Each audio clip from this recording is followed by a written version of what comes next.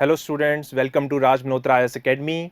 जैसे कि हम अपने विश्लेषण सीरीज़ में रोज़ कोई ना कोई एक टॉपिक को डिस्कस करते हैं, तो आज ही उसी सीरीज़ को आगे बढ़ाते हैं और आज के हमारे टॉपिक की तरफ देखते हैं। That is the 36th ASEAN summit. अब एशियान एक एसोसिएशन है साउथ ईस्ट एशियन नेशंस की।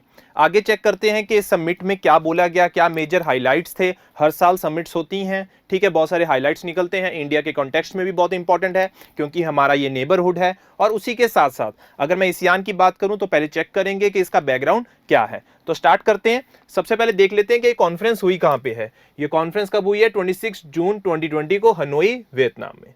कहां पे हुई है ये? वियतनाम। वियतनाम की कैपिटल क्या है? हनोई। तो कैपिटल सिटी में ही क्या हुई है इस बार की 36th एशियन समिट। तो इसकी समिट की तरफ चलते हैं। उससे पहले हमारा एशियान जो है ये कब बना था, इसके बारे में थोड़ी नॉलेज हमें पता होनी चाहिए, बिकॉज इन कॉम्पिटिटिव एग्जामिनेशंस पूछ लिया जाता है। ऐसे तो हमें पता है कि जो एशियान है उसके अंदर 10 मेंबर्स हैं। कितने मेंबर्स हैं? 10 मेंबर्स हैं। उसको डिस्कस करते हैं। पहले देखते हैं कि एशियान बना कैसे था।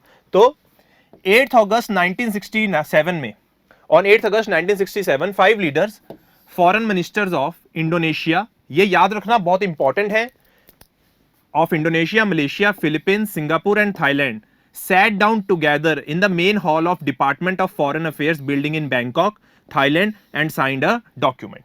तो बेसिकली इसे बैंकॉक डेक्लेरेशन भी कहा जाता है, जहां पे फॉरेन मिनिस्टर 5 गवर्नमेंट्स के जिनके नाम मेंशन है ये आपस में मिलते हैं और एक डेक्लेरेशन साइन करते हैं। और उस डॉक्यूमेंट की वर्च्यू की वजह से एक एसोसिएशन का जन्म होता है, जिस एसोसिएशन को हम क्या बोलते हैं? एशियान बोलते हैं। धीरे धीरे करके इसमें और पार्टीज ऐड ऑन हो जाती हैं और टोटल अब इस टाइम पे ग्रुपिंग कितने मेंबर्स की है? 10 मेंबर्स की ग्रुपिंग है, डेट इज एशियान की। तो एक बार इसके मेंबर्स चेक कर लेते हैं।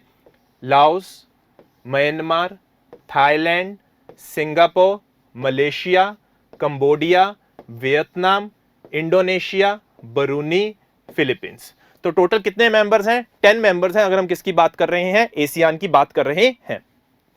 अगर मैं किसी भी कॉम्पिटिटिव एग्जामिनेशन के पॉइंट ऑफ व्यू की बात करूं तो आपको पेपर में पूछा जा सकता है कि इन सारी सिटीज को, सॉरी कंट्रीज को अरेंज करो वेस्ट टू ईस्ट या ईस्ट टू वेस्ट या नॉर्थ टू साउथ या साउथ टू नॉर्थ। तो आपको हर एक की ज्योग्राफिकल लोकेशन पता होनी चाहिए, वेस्ट में कौन सी है, ईस्ट में कौन सी है, नॉर्थ में कौन सी है, साउथ में कौन सी है, और साथ के साथ इन सबकी कैपिटल्स भी पता होनी चाहिए। तो that will be a bonus. तो एशियान कब बनता है? 1967 में, जब बैंकॉक डेक्लेरेशन साइन किया जाता है, वहां से एशियान का जन्म होता है। एशियान में कितने मेंबर्स हैं? टोटल 10 मेंबर्स हैं। क्लियर है जी इतनी बात? चलो जी आगे देखते हैं कि इस बार की जो समिट हुई है, इस बार की जो समिट हुई है that is the 36th ASEAN summit. कौन सी समिट हुई है? 36th ASEAN summit. अब जो ये समिट हुई है बेसिकली क्योंकि कोविड-19 चल रहा है तो फिजिकली ये फिजिबल नहीं था कि सब लीडर्स आपस में मिल सके। तो बेसिकली ये जो कॉन्फ्रेंस हुई है बेसिकली वीडियो कॉन्फ्रेंसिंग के थ्रू पॉसिबल हुई है। और ये हुई क्यों है? टू फोकस ऑन कोविड-19 pandemic response, post pandemic recovery and further cooperation with partner countries. अब ध्यान से देखो, जो भी एसोसिएशन होगी, जो भी ग्रुपिंग्स है ना, उनका मेन पर्पस क्या है अभी मिलने का? सो मेन एजेंडा क्या होगा जो अभी वो डिस्कस करेंगे? मेन एजेंडे में जो बातें चल रही होंगी it will be related to कोविड-19, क्योंकि कोविड-19 की वजह से क्या प्रॉब्लम्स फेस करनी पड़ रही हैं और आने वाले टाइम से कोविड-19 जब इसका खत्म होगा तो उसको रिकवरी के लिए क्या क्या करना पड़ेगा, उसके साथ कैसे कॉपरेशन करनी पड़ेगी अपने पार्टनर्स के साथ, वही चीजों के ऊपर फोकस किया जाता है अब जितनी भी ऑर्गेनाइजेशंस की मीटिंग्स होंगी। बिकॉज ये हमारे लिए अभी सबसे बड़ा चैलेंज है कि कोविड-19 के साथ कैसे डील किया जाए। क्लियर है जी इतनी बात? तो इसी मुद्दे को लेके एशियान के मेंबर्स मिलते हैं वीडियो कॉन्फ्रेंसिंग के थ्रू और अपनी मीटिंग करते हैं, जहां पे मीटिंग होती कहां पे है? वियतनाम, हनोई में। अब थीम हर एक समिट की बहुत इंपॉर्टेंट होती है। पेपर में एक्चुअली पूछ लिया जाता है कि थीम क्या है समिट की। तो थीम क्या है? Cohesive and responsive ASEAN. Theme क्या है? Cohesive and responsive ASEAN. मतलब एशियान के बीच में एक वो होनी चाहिए, कोहेजन होनी चाहिए और रिस्पॉन्सिबल एशियान होना चाहिए और उसको लीडरशिप लेनी चाहिए इस कोविड-19 के टाइम्स में। Because South East Asian nation बहुत ज्यादा स्ट्रगल कर रहे हैं due to this corona epidemic. ठीक है, तो उसको काउंटर करने के लिए एक बहुत ज्यादा जरूरी है कि ये आपस में एक साथ आए, एक साथ जुड़ के अपनी जो भी स्ट्रेटजीज हैं अपनाएं और इस कोविड-19 के साथ अपने आप को रिकवर करने की कोशिश करें। क्लियर है जी इतनी बात? अब समिट वियतनाम में ही चेयर हुई थी, चेयर की गई थी और जो उसकी चेयरमैनशिप भी इस टाइम पे होल्ड कर रहा है। तो समिट भी वियतनाम में हुई और चेयरमैनशिप किसके पास है एशियान की? वो भी वियतनाम के पास है। क्लियर है जी इतनी बात। तो 36th एशियन समिट हुई है, थीम क्या है, cohesive and responsive Asian. Major focus क्या था, कोविड-19 एपिडेमिक और पोस्ट कोविड जो भी उसकी रिकवरी किस तरीके से करनी है। अब इसके कुछ हाइलाइट्स निकले हैं समिट के, ये बहुत इंपॉर्टेंट होते हैं, पेपर में पूछ लिए जाते हैं कि क्या क्या डिक्लेरेशन साइन किए गए, क्या क्या हाइलाइट्स है समिट के। It could be asked in MCQs form, तो हमें उस चीज के लिए प्रिपेयर रहना है। तो देखते हैं कि सबसे पहली चीज क्या थी, एशियान कोविड-19 रिस्पॉन्स फंड बनाया गया है। क्या बनाया गया है, एशियान कोविड-19 रिस्पॉन्स फंड। बेसिकली अगर सपोज करो जैसे कोविड-19 जैसा कोई एपिडेमिक आ जाता है, जैसे कि इस बार आया है, तो हमारे पास मेडिकल सप्लाईज रिजर्व में पहले से ही पड़ी होनी चाहिए, ताकि हम क्या कर सकें, इस कोविड-19 को, ऐसे जैसे एपिडेमिक अगर कोई और भी आते हैं उनको हैंडल कर सकें। तो आने वाले फ्यूचर में या उस टाइम के लिए हमने एक फंड बना दिया है एशियान ने, दैट इज एशियान कोविड-19 रिस्पॉन्स फंड। क्लियर है जितनी बात। दूसरी चीज, the summit adopted the ASEAN leaders vision statement on a cohesive and responsive Asia. जो थीम थी समिट की कि एशियान की लीडरशिप कैसी होनी चाहिए, कोहेसिव एंड रिस्पॉन्सिव एशिया।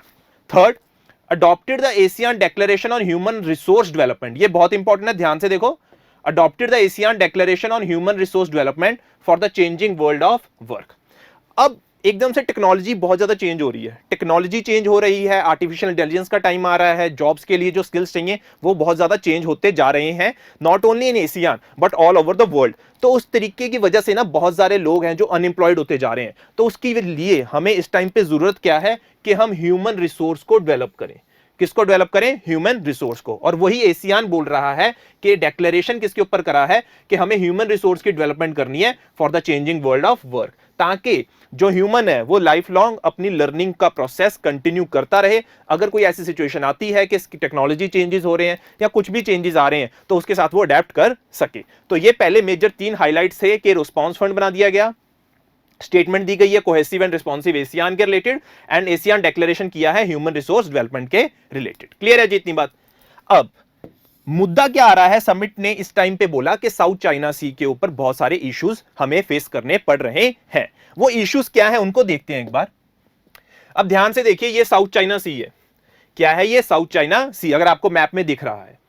अब बेसिकली जो इंटरनेशनल वाटर्स के लिए जो लॉज गवर्न करता है, that is United Nation convention on laws of C.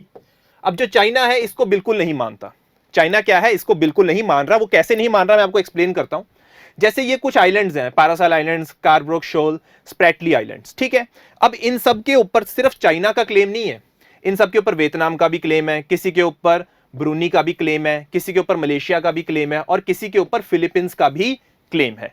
But China क्या करने की कोशिश कर रहा है, उसने ये आपको डॉटेड लाइन दिख रही होगी, चाइना ने बोल दिया ये सारा एरिया क्या है, हमारा है। 9 डैश लाइन, इसे क्या बोलते हैं, 9 डैश लाइन। और यहां पे अपनी क्या कर रहा है, पावर को असर्ट करने की कोशिश कर रहा है, अपनी एडमिनिस्ट्रेशन चलाने की कोशिश कर रहा है, जो कि किसके अगेंस्ट है, United Nation convention on laws of seas के अगेंस्ट है। बट चाइना इस चीज को मान नहीं रहा, जिसकी वजह से बहुत सारे कंट्रीज को, जो साउथ ईस्ट एशियन कंट्रीज हैं, उनको ये मुसीबत फेस करनी पड़ रही है, बिकॉज चाइना क्या कर रहा है, यहां पे अग्रेसिव अपनी पॉलिसी, मिलिट्री पॉलिसी को शो कर रहा है। क्लियर है जितनी बात। तो इस बात को लेके भी समिट में बहुत ज्यादा इशू बोला गया कि summit noted concerns over land reclamation and recent developments in the South China C.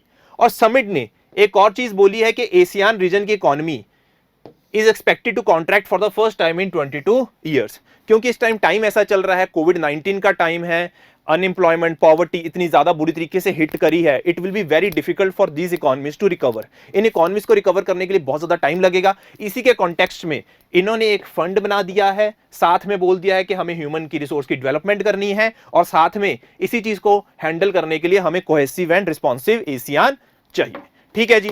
So this was it about this ASEAN meeting summit, जो 36 एशियान समिट हुई है। एशियान जो 1967 में बनी थी, अभी 36 एक वर्चुअल वीडियो कॉन्फ्रेंसिंग के थ्रू हुई है। कहने का मतलब ये है कि उसको इश्यूज फेस करने पड़ रहे हैं ड्यू टू दिस कोविड-19 thing and plus the policies of China. उसी चीज को कंट्रोल करने के लिए they have launch the fund, they have set their declaration on human resource development and along with the vision statement on a cohesive and responsive ASEAN. अगर ये चीजें करते हैं then they will be able to in the short term future able to tackle these issues. Clear है जी। ठीक है जी। तो this was all about आज की विश्लेषण सीरीज में। नेक्स्ट हम अपनी विश्लेषण सीरीज में किसी और टॉपिक के साथ आएंगे। थैंक्स आपका बहुत ज्यादा कि आपने हमारे चैनल को सब्सक्राइब किया, लाइक किया है, और इसी तरह हमारे चैनल को लाइक, शेयर एंड सब्सक्राइब करते रहिए। Thank you.